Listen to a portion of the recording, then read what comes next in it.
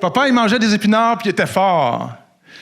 J'ai compris que c'est pas toujours vrai ce qu'on voit avec les bandes dessinées. J'ai mangé une volée. Et papa, j'en parle parce que papa, il disait quelque chose. Il y avait une phrase qu'il disait tout le temps. Il dit « Je suis ce que je suis, puis c'est ça que je suis. » C'est la phrase qu'il disait tout le temps. Et puis les gens disaient « Tu peux pas faire ça comme ça. » Je suis comme ça, puis c'est comme ça.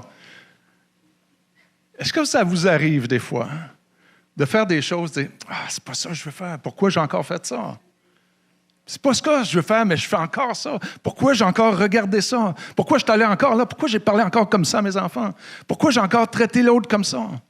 Pourquoi je me suis laissé faire ça encore? Pourquoi j'ai toléré ça? Pourquoi? Puis on peut dire, c'est comme ça, puis je suis comme ça, et puis on ne peut pas changer ça, mais c'est un mensonge. Et le message de la Bible nous dit qu'il y a moyen de changer ça, qu'il y a des solutions. Il ne faut pas croire le mensonge qu'on ne peut pas vivre des transformations, des guérisons, être libéré de ces habitudes-là, des comportements qu'on a qu'on ne veut pas dans notre vie, mais qui reviennent tout le temps. On est pris avec ça, et puis ça revient, ça revient, ça revient. Et peut-être qu'un jour, on a dit oui à Dieu. On a choisi de suivre Jésus, mais on est pris encore avec ces habitudes qu'on n'arrive pas à se défaire. On est pris avec ça.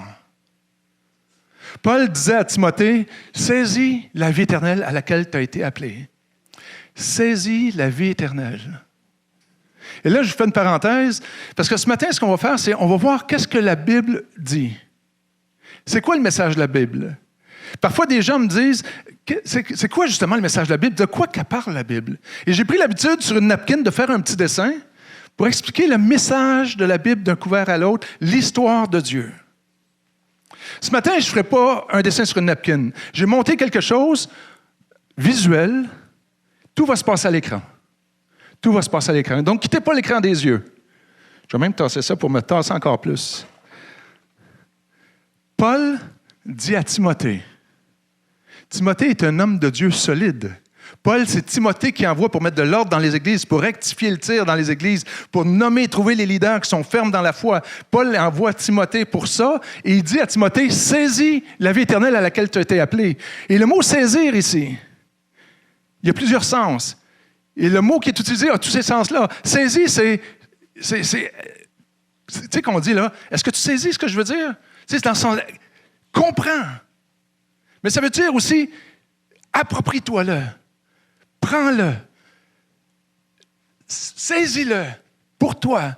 Cette vie éternelle. Et je fais une parenthèse aussi ici. Le mot vie éternelle qui est utilisé là, c'est en grec, il utilise le mot Zoé.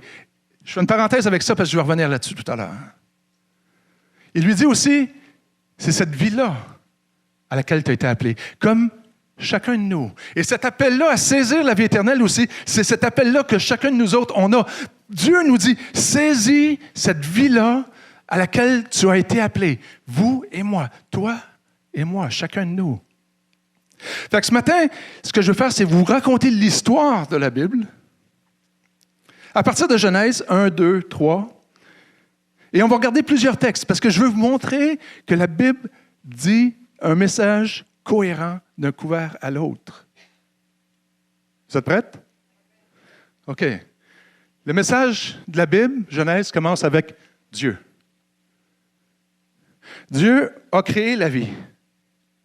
Déjà au début du message de la Bible, l'auteur veut nous faire comprendre que Dieu est derrière tout ça. Dieu est l'initiateur de la vie, est à l'origine de la vie. Donc, on va emmener la vie à l'écran ici. Mais le mot qui est utilisé quand Dieu a créé la vie, c'est le mot bios qu'on a là. D'où on a le terme biologique. Y a-t-il des auteurs qui ont passé? Oui, ils s'en vont dans le sud, eux autres, là. Et puis, j'aimerais ça y aller aussi, mais ça ne sera pas tout de suite. Le mot qui est utilisé quand Dieu créa la vie, c'est le mot bios. D'où on a le terme biologie. La vie biologique. Ensuite de ça, il nous dit que Dieu forma l'homme de la poussière du sol. Donc, à partir de cette bios, Dieu a formé un homme qui s'appelle Adam. Adam veut dire le premier homme. Le premier être vivant. Dieu nous dit qu'à partir de cette bios, il a créé Adam. Ça va, ça ne devrait pas aller plus loin. Non, là, OK, oui, c'est une bonne idée. Fais juste attention à ne pas tirer sur le fil pour déconnecter, mais... OK, je te laisse aller avec ça. Donc, ensuite de ça, Non. Peut-être, t'arrives-tu à le mettre ici, là? OK, il s'en occupe. Donc, ensuite de ça, la suite de ce texte-là est assez intéressant parce qu'il fait quelque chose qui est assez unique. Le texte nous dit qu'il est insufflé dans les narines d'Adam un souffle de vie. Et l'homme, Adam, devint un être vivant. C'est assez particulier, ça. Il nous dit que Dieu a insufflé dans les narines d'Adam un souffle de vie. Donc, cette vie qu'on a là, Dieu a mis ça en Adam. Déjà, la Bible veut nous dire, nous faire comprendre que l'être humain a un statut particulier dans toute la création. Il n'a pas fait ça avec les bébés à patates. Il n'a pas fait ça avec les girafes. Il n'a pas fait ça avec le singe. Dieu a insufflé dans les narines d'Adam un souffle de vie. Donc, et il devient vivant. Donc, ce qu'il a fait, c'est qu'on prend ce souffle de vie et on le met en Adam. Et regardez bien Adam ici. Adam est devenu vivant. Adam est devenu de même nature que Dieu. Vous avez vu la couleur changer. Adam est devenu de même nature que Dieu. Il n'est pas devenu Dieu, mais de même nature, de la même essence que Dieu. Il y avait cette vie de Dieu en lui, ce qu'il n'y avait pas avant. Ce que les autres êtres créés n'ont pas. Ils n'ont pas cette vie de Dieu. Et Dieu, déjà en partant au début de la Bible, dans les 2 premiers chapitres, il veut nous faire comprendre que l'être humain a un statut particulier. Il est le seul être humain sur Terre, seul parmi toute la création, où il y a cette vie de Dieu en lui. Ensuite de ça, il est écrit, Dieu dit, il n'est pas bon que l'homme soit seul. Je vais lui créer, je vais le secourir en lui faisant un partenaire qui sera son vis-à-vis. Et alors, il a créé Cindy. Cindy, c'est mon épouse, mais ce n'est pas ça qu'il a fait. Il a créé Ève. Ça, c'est pour moi. Pour moi tout seul. Mais pour vous autres aussi, mais à d'autres niveaux. Donc, Dieu a créé Ève. Et parce que Ève a été créée ou tirée d'Adam, qui avait cette vie de Dieu en lui, Ève avait cette vie de Dieu en lui aussi. On voit que Dieu se soucie du bien-être de l'être humain. Il n'est pas bon qu'il soit seul. Dieu se soucie de son bien-être, de sa joie, qu'il soit bien, qu'il soit content. Et ça crée une relation à cause de ça. La Bible nous dit que Dieu a une relation, désire une relation avec Dieu. Dieu désire une relation avec l'être humain, avec l'homme, la femme. Dieu est un être relationnel. Il veut cette relation. Il se soucie du bien-être de l'être humain. Son souci fait que l'être humain est clair sur son identité. L'être humain est clair sur son sens dans la vie. Il sait qu'il est à l'image de Dieu. Hommes et femmes, les deux sont à l'image de Dieu. Pas un peu plus que l'autre. Les deux sont à l'image de Dieu. Cette réalité-là, de cette vie avec Dieu, de cette union avec Dieu, de cette vie avec Dieu, fait qu'ils sont unis. Et cette union-là, cette vie de Dieu qui est en lui, fait que l'être humain a une identité claire. Il sait où il va, il sait qui il est, il se sait aimer, il sait que Dieu prend soin de lui, il se soucie de son bien-être. Ensuite de ça, il est dit, Dieu les bénit, il leur dit, multipliez-vous, remplissez la terre, soyez maîtres sur les poissons de la mer, sur les oiseaux du ciel et sur tout animal qui rampe sur la terre. Si je vous dis, là, moi, je suis propriétaire d'à peu près tous les terrains, les bâtiments, les commerces de l'Assomption. Je vous aime. J'ai confiance en vous. Je sais ce que vous avez en vous. Je vous mets en autorité sur tout ça. Tout ça est à vous maintenant. Hey, je me sens valorisé. Je sens que mon estime en prend un bon coup. Ça me donne un sentiment d'autorité. Et Dieu montre la valeur à l'homme qu'il a en le plaçant au-dessus de tout. Il lui donne une autorité au-dessus de toute la création. Tu vas être en charge de la création. Tu vas prendre soin de la création. Tu vas être en autorité sur la création. Ensuite de ça, il est dit, voici que je vous donne toute herbe porteuse de semences et qui est à la surface de toute la terre, et tout arbre fruitier porteur de semences sera votre nourriture. Ce que Dieu est en train de dire là, c'est que je vais prendre soin de vos besoins essentiels. Tu n'auras pas à t'inquiéter, à avoir de l'insécurité sur qu'est-ce que tu vas manger, qu'est-ce que tu vas boire. Je vais prendre soin de vous. Ça emmène un sentiment de sécurité profond, une paix profonde dans le cœur de l'être humain. C'était des privilèges de cette vie avec Dieu que l'être humain avait. À cause de cette vie de Dieu en lui, il y avait ces privilèges-là, une identité claire, un sens pour sa vie, un amour, une joie. Il se savait aimer. Il savait que Dieu, sa joie dépendait de Dieu. Il se savait qu'il avait une valeur inestimable pour Dieu, qui était en autorité, il pouvait être sécure. Tous des privilèges de Dieu. L'être humain avait tout pleinement en Dieu. Puis Dieu a donné un commandement. Tu pourras manger de tous les arbres du jardin, mais tu ne mangeras pas de l'arbre de la connaissance du bien et du mal, car le jour où tu en mangeras, tu mourras. Là, Dieu explique à l'être humain, il dit, tu as des limites. Il met une mise en garde. Il dit à l'être humain, il dit, tu es créé pour faire à peu près tout ce que tu veux. Il y a une chose que tu ne peux pas faire. Essayer de toi-même de définir ce qui est bien, ce qui est mal. Là, il va falloir que tu dépendes de moi pour ça. Il va falloir que tu t'en remettes à moi. Tu vas être un être dépendant. Mais l'être humain n'aime pas ça, être dépendant. Mais on est dépendant. Chacun de nous autres, on est dépendant. On dépend de l'air pour vivre. On dépend de l'eau pour vivre. On dépend de la nourriture. On enlève ça et ça ne marche pas. Mais Dieu est en train de nous dire aussi, tu es dépendant de moi. Ce qui a trait à la connaissance du bien et du mal. Le jour où tu vas essayer de croire par toi-même ça va être la mort. Et ce n'est pas parce que Dieu est méchant, Dieu met une mise en garde. Dieu ne veut pas que personne meure, mais Dieu met une mise en garde. C'est comme si tu as un enfant dans la maison, tu dis, hey, tu peux faire ce que tu veux, mais je suis en train de faire à manger. Mets pas ta main sur le rond de poêle. Parce que le jour où tu vas mettre ta main sur le rond de poêle, tu vas te brûler. Et on est créé pour être en relation avec Dieu. Dieu est un être relationnel, il nous a créés pour être en relation avec nous. Et le jour où on dit non, j'ai plus besoin de toi, je veux définir moi-même ce qui est juste, ce qui est faux, ce qui est vrai, ce qui est un mensonge, ce qui est bon, ce qui est mal, tu vas mourir. Et l'être humain a cru un mensonge. La Bible nous fait savoir, on est juste au chapitre 3. L'être humain a cru un mensonge.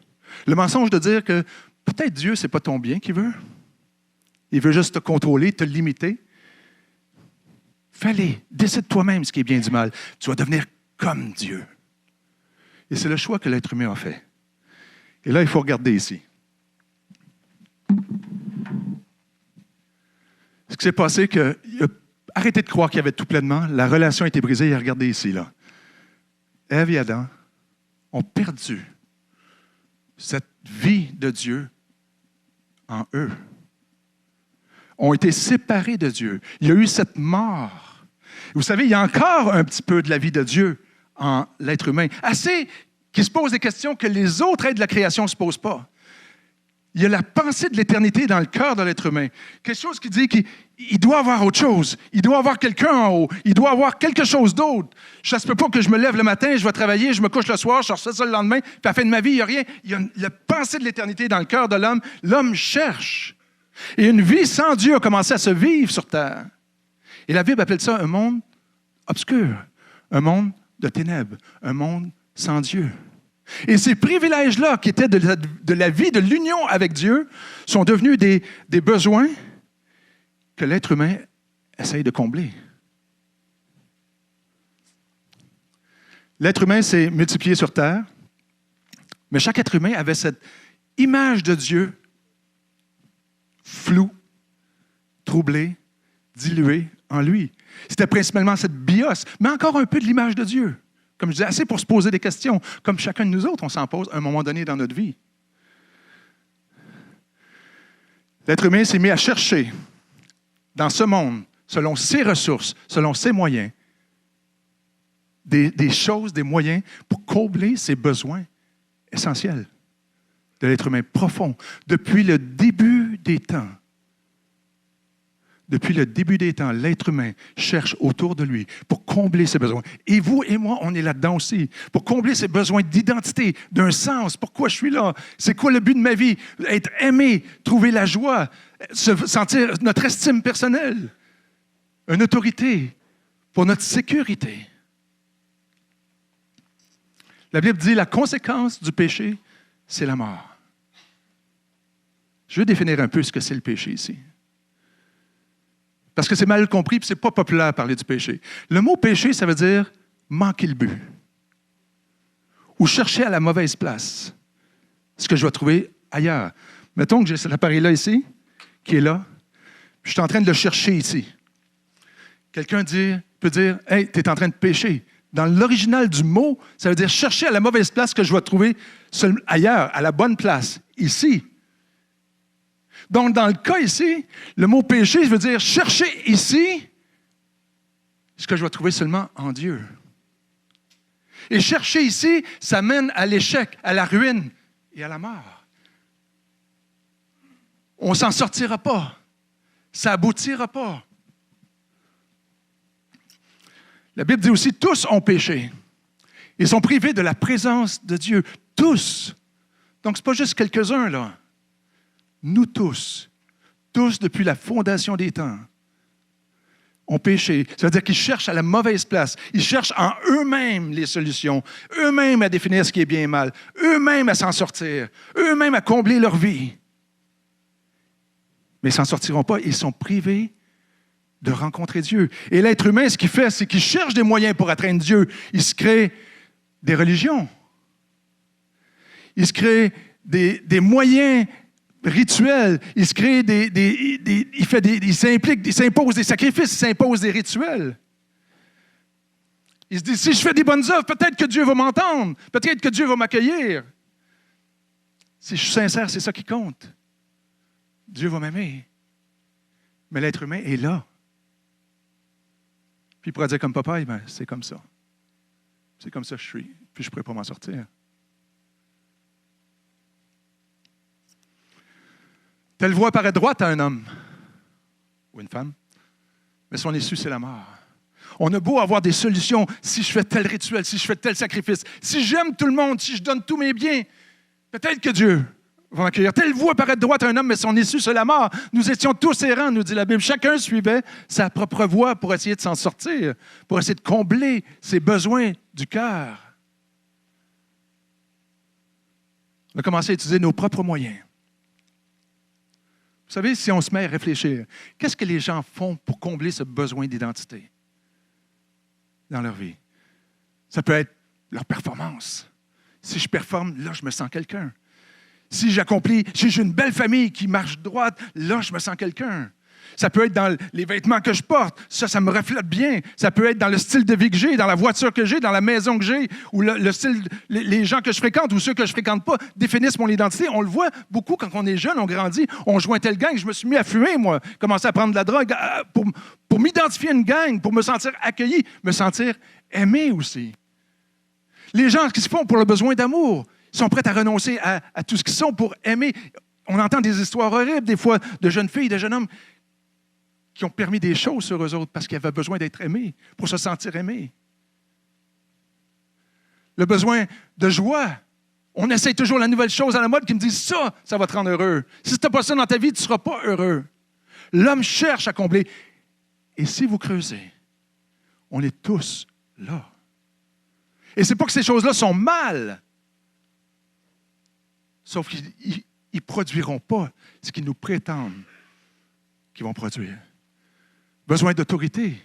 Ce besoin d'autorité, des gens vont abuser, des gens vont abuser, vont faire de l'abus d'autorité, de l'abus de pouvoir, vont blesser des gens, vont créer des tensions, des querelles. Et la sécurité. On a tous différentes façons d'exprimer notre sécurité ou de se sentir sécure. Pour d'autres, ça va être un gros compte en banque. D'autres, ça va être un garde-manger rempli. D'autres, ça va être un système d'alarme, c'est ma sécurité. Tout le monde, même le sans-abri. C'est son banc de parc, c'est son coin de balcon, c'est son entrée de banque, c'est son bout de carton. Sa sécurité est là. L'être humain cherche à combler ses besoins dans ses propres moyens. Et la Bible appelle ça des faux dieux.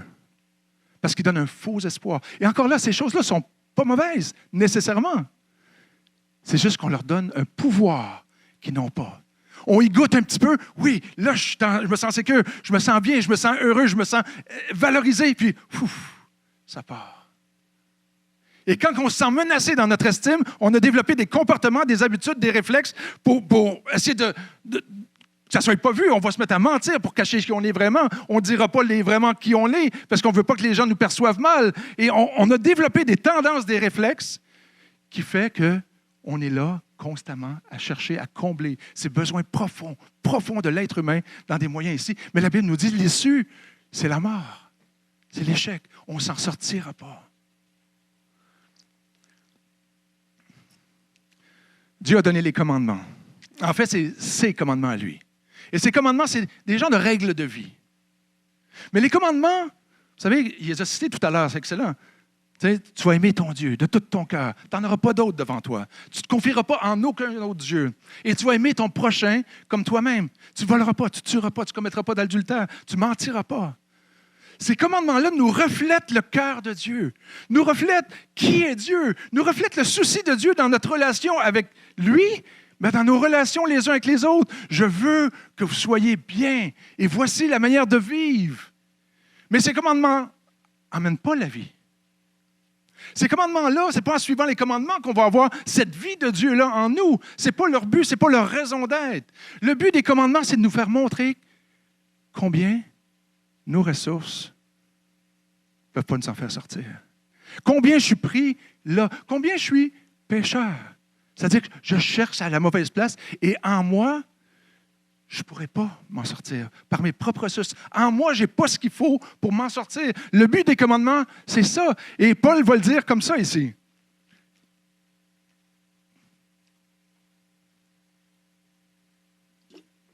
Oh, ça fait du bien. Il va dire, s'il n'y avait pas eu de commandement, je n'aurais pas connu le péché. Et je n'aurais pas su ce qu'est la convoitise si le commandement n'avait pas dit, tu ne convoiteras pas. Les commandements nous montrent, commencent à nous montrer le bien et le mal à la lumière de Dieu, selon Dieu.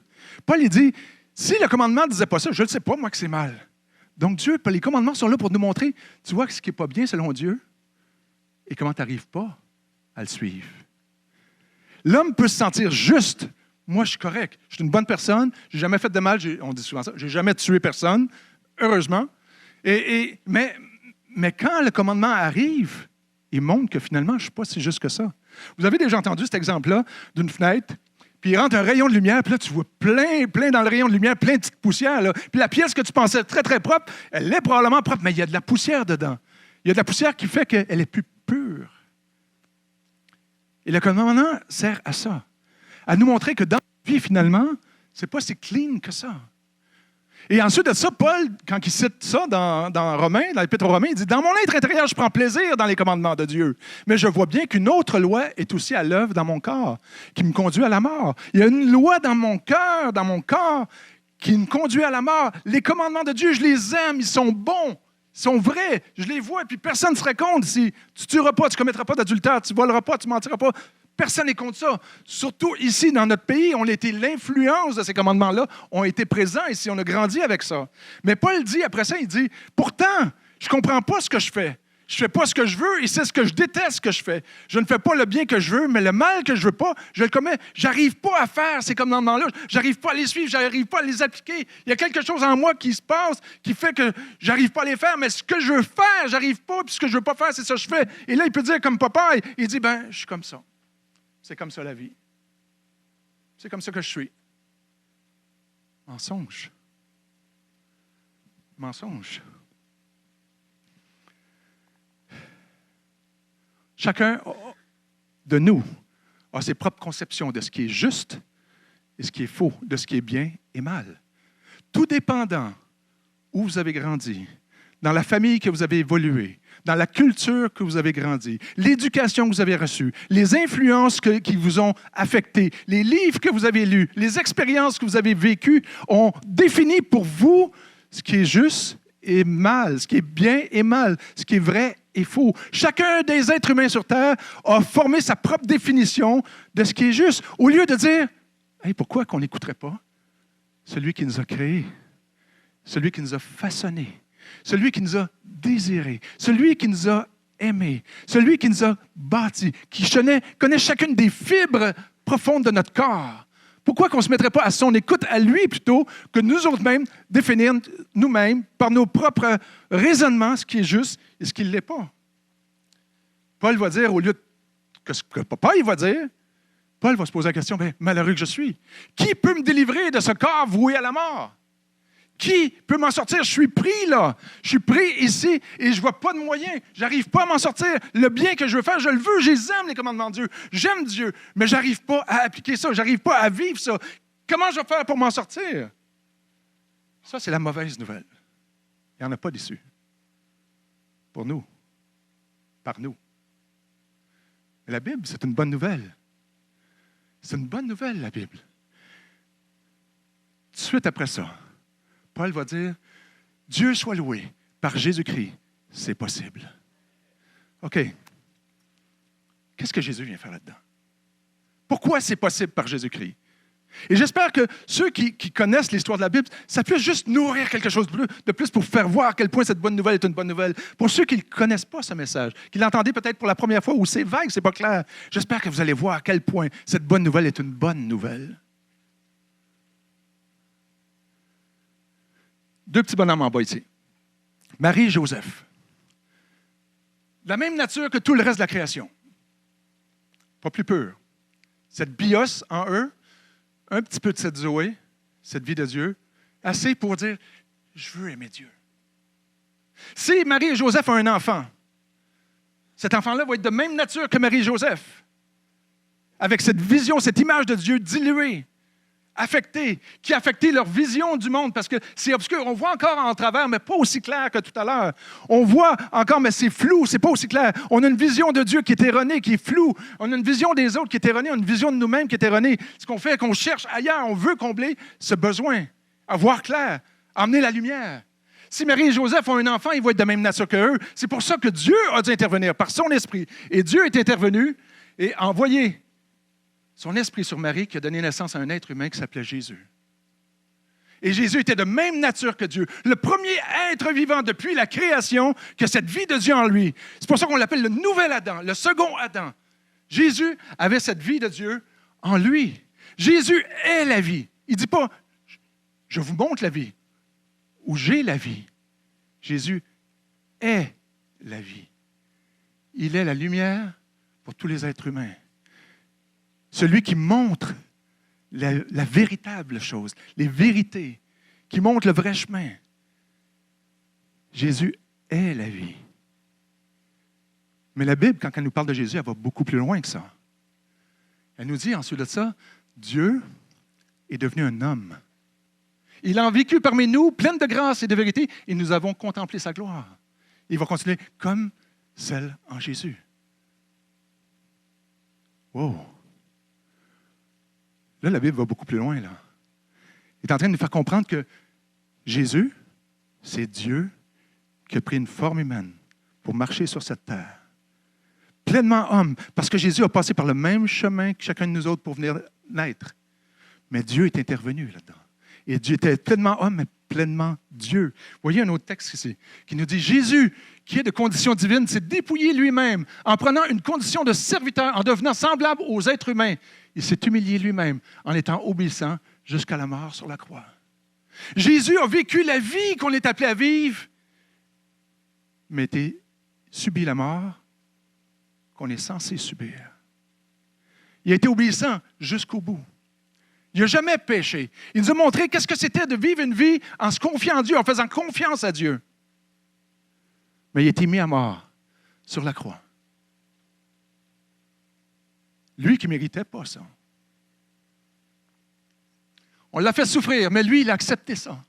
C'est de notre souffrance qu'il s'est chargé. Il a été percé à cause de nos péchés. Il a porté la conséquence de nos fautes et c'est par ses meurtrissures que nous sommes sauvés. Il a été percé à cause de notre péché. Notre tendance à toujours, ou notre habitude, ou notre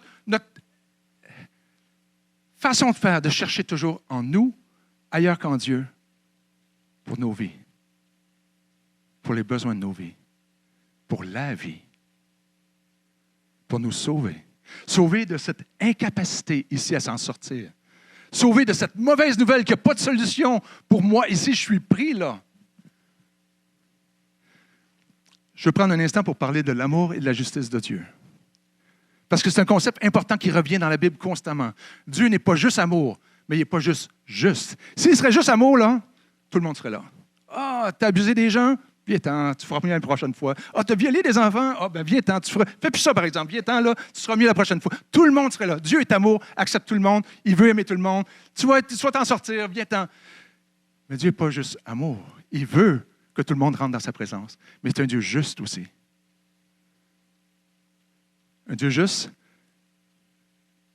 si Dieu serait juste, personne de nous autres serait là.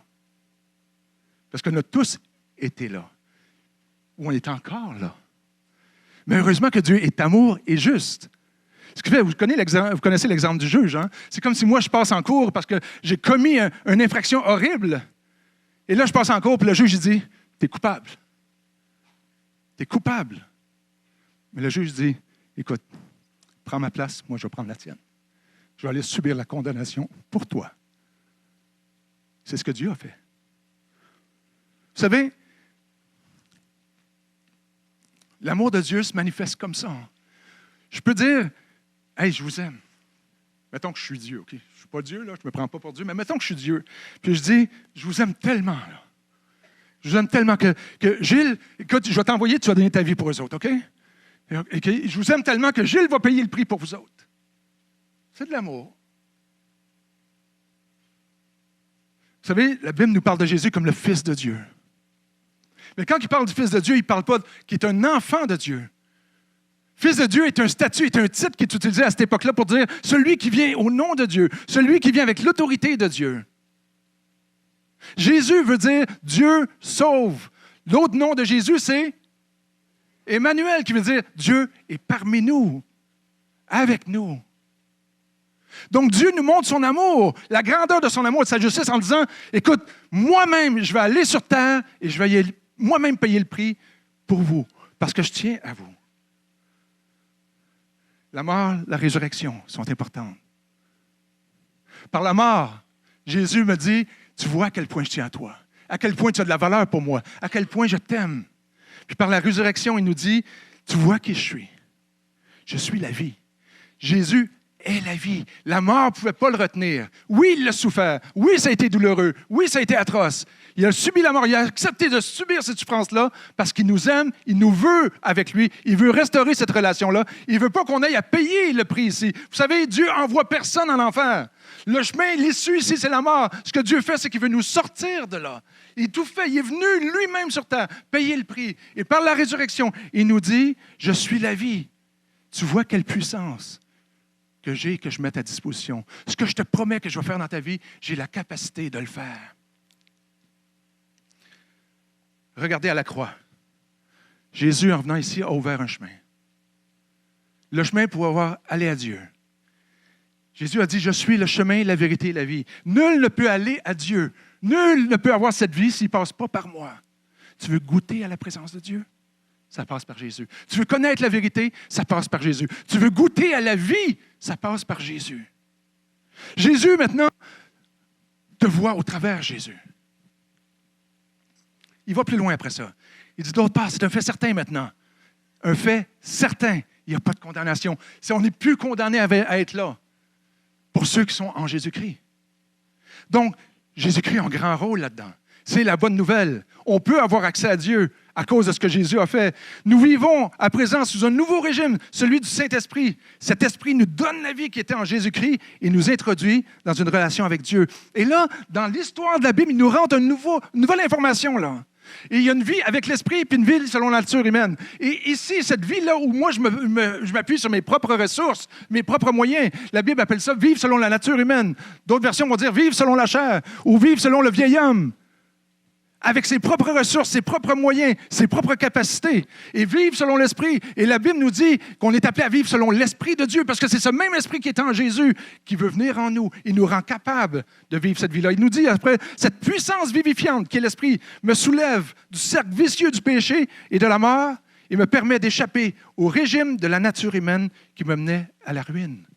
Cet esprit m'enlève, me tire de là pour me faire vivre avec Dieu, me tire de ce cercle vicieux que j'essaye, ça m'échappe encore, j'essaye, ça m'échappe encore, ça me mène à la mort. Il me tire de là pour m'emmener à vivre cette vie. L'esprit fait ça. Mais il va nous donner une information importante ici aussi. Vous ne vivez plus sous la direction de la nature humaine. Vous n'êtes plus sous ce régime-là. Mais sous celle de l'esprit, si du moins l'esprit de Dieu est en vous. Si quelqu'un n'a pas l'esprit de Dieu, il ne lui appartient pas. Donc là, il est en train de nous dire qu'il y a des gens qui ont cet esprit, puis il y a des gens qui n'ont pas cet esprit. Il va le dire différemment ici. Il dit, celui qui a Jésus a la vie. Celui qui n'a pas Jésus n'a pas la vie. où il va dire quelque chose comme ça. Certains pourtant sont venus à Jésus. Ils ont cru en lui. À tous ceux-là, il leur a accordé le privilège de recevoir cette vie et de devenir enfants de Dieu. Jésus, quand il était sur terre, il faisait une invitation. Il disait, venez à moi. Et c'est encore cette invitation-là qu'il fait aujourd'hui. Venez à moi, ceux qui veulent cette vie. Venez à moi, tous ceux qui sont fatigués, tous ceux qui veulent la paix, tous ceux qui sont inquiets, tous ceux qui sont insécures, tous ceux qui ont besoin d'être aimés profondément, tous ceux qui cherchent la joie, tous ceux qui se sentent bons à rien.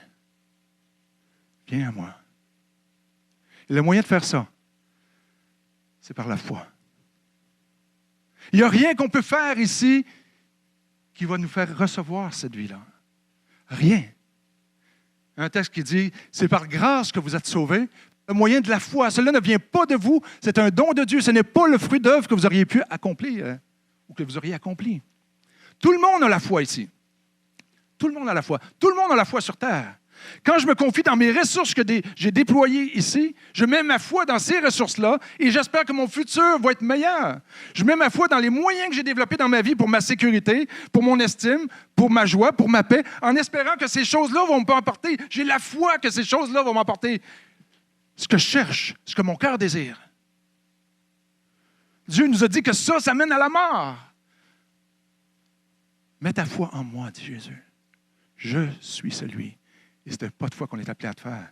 2 autres ingrédients aussi pour venir et recevoir et venir à Jésus. C'est la confession et la repentance. 2 éléments simples, mais il faut les comprendre. Confession, ça veut dire je me mets d'accord avec Dieu. Le mot qui est utilisé, c'est homologeos. Vous savez, on dit mon homologue là, dans l'autre entreprise, c'est celui qui fait la même chose que moi.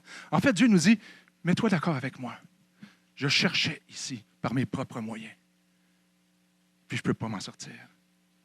Ça me mène à la mort. J'y vais par la foi. Dieu, tu me dis ça, je veux te croire parce que j'ai foi en toi. Et la repentance, ça ne veut pas dire changement de comportement. Repentance, ça veut dire je change ma façon de penser. Avant, je pensais ça. Maintenant, je décide de croire Dieu et mettre ma foi en lui. Donc, je dois venir à Jésus. Et regardez le petit bonhomme ici. Juste celui-là. Là. Il s'appelle vous. Vous se déplace, puis il s'en va au pied de la croix. Puis il dit à Dieu, Seigneur, j'en peux plus. Oui, j'ai essayé de toutes mes forces. J'ai eu des moments de joie, j'ai eu des moments de sécurité. J'ai eu où je me sentais sécure, bien, valorisé, parce que les autres me disaient tout le temps que j'étais bon ou j'étais bien. Mais je me vois que je ne m'en sors pas. J'ai besoin de toi. Je veux me tourner vers toi. Je veux ta vie pour laquelle Jésus est mort sur la croix, pour que moi, je reste plus là, mais je puisse rentrer en ta présence. Et là, à ce moment-là, ce qui se passe, c'est que cette vie vient en moi. La vie de Dieu et l'Esprit de Dieu vient en moi. Et regardez le petit bonhomme. Le petit bonhomme ici aussi, c'est le même. C'est juste dans son cœur. Il est allé au pied de la croix. Puis il a confessé qu'il était ce qu'il comprenait et que Dieu était la solution par Jésus-Christ. Maintenant, d'autre part, le même texte que tout à l'heure. C'est un fait certain, il n'y a plus de condamnation pour ceux qui sont en Jésus-Christ. Lui a reçu l'Esprit. Lui a donné sa vie à Dieu. Lui est venu à Jésus. Il a compris, il a confessé, il a repenti, c'est-à-dire il a changé son allégeance. Je ne veux plus croire ça, mais je me tourne et je crois ça maintenant. Nous sommes considérés justes. Nous qui croyons en Dieu, qui a ramené d'entre les morts Jésus. Il a été livré à la mort à cause de nos péchés et Dieu l'a ramené à la vie pour nous rendre justes devant lui. Quand on fait ce pas-là, Dieu ne te voit plus toi seulement. Il te voit au travers Jésus. Il te voit juste. Rentre dans la paix de ton Seigneur, nous dit la Bible. Nous dit Dieu. On a accès à Dieu. On a accès à cette vie-là. À tous ceux qui ont placé leur foi en lui, il leur a accordé le privilège de recevoir cette vie et devenir un enfant de Dieu. Un privilège. Vous voyez, un privilège, ce n'est pas quelque chose qu'on mérite. C'est un cadeau que Dieu nous fait. Celui qui a la vie, celui qui a Jésus, a cette vie. Celui qui n'a pas Jésus n'a pas cette vie. Je vous ai écrit ces choses, nous dit Jean, afin que vous sachiez que vous avez cette vie éternelle. La Zoé, cette vie de Dieu, vous qui placez votre foi en Jésus. Je vous ai écrit ça, Jean nous dit, pour que vous compreniez, vous saisissiez que vous avez la vie. Pas vous espériez peut-être qu'un jour, si je suis assez bon, je vais l'avoir. Vous l'avez. Comment? Parce que vous avez mis votre foi en celui que Dieu a envoyé, dans la solution de Dieu. Ceux qui ont fait ça, Dieu vous dit, vous êtes la lumière une lumière parmi les nations. Vous êtes mes témoins parmi les nations. Vous êtes le sel de la terre. Vous savez, dans le monde, dans l'Église, dans l'Assomption, au Québec et dans le monde, il y a des gens qui ont fait ce choix-là de suivre Jésus, de mettre leur foi en Jésus. Plein. Des millions au travers les temps. C'est ce que la Bible appelle l'Église. Des gens qui ont mis leur foi en Jésus, qui veulent se confier et apprendre à saisir ce que ça veut dire la vie éternelle, avoir cette vie éternelle-là. Oui, mais moi, j'ai cette vie-là. J'ai fait ce pas-là, je le sais, je l'ai, la vie. L'Esprit de Dieu le dit en moi, j'ai cette vie. Je suis un enfant de Dieu maintenant. Dieu m'a accueilli comme un enfant. Mais je me débatte tellement avec mon estime tout le temps, avec mon insécurité. Je retombe encore dans les mêmes choses que je n'aime pas. Et que je fais les choses que je ne veux pas faire, puis ce que je veux faire, je n'arrive pas à le faire. Comment ça se fait? Je l'ai, cette vie-là, en moi. Comment ça se fait? Paul dit à Timothée, saisis, comprends de mieux en mieux cette vie éternelle-là. Et c'est ça qu'on va voir la semaine prochaine. Comment saisir, s'approprier, saisir profondément cette vie-là pour vivre les victoires, vivre la paix pleinement, expérimenter cette vie éternelle-là pleinement dans nos vies. On va prier ensemble. Seigneur, merci. Merci pour ton message qui se tient d'un couvert à l'autre. Comment ton message, tu nous l'as révélé au travers des siècles pour nous faire voir quelle est la grandeur de ton amour. Seigneur, qu'on puisse voir, comprendre, saisir combien grand, combien haut, profond, large et long est ton amour pour nous et combien on a tout pleinement en toi. Seigneur, il y a peut-être des gens ici qui ne te connaissent pas, qui n'ont pas fait ce pas-là. Je vous encourage ce matin à faire ce pas dans vos cœurs, à venir au pied de cette croix où était Jésus, qui est mort pour vous, qui a offert sa vie pour vous. Il n'y a pas de plus grand amour que donner sa vie pour ceux qu'on aime. Et ce que Jésus a fait, c'est ça, pour toi.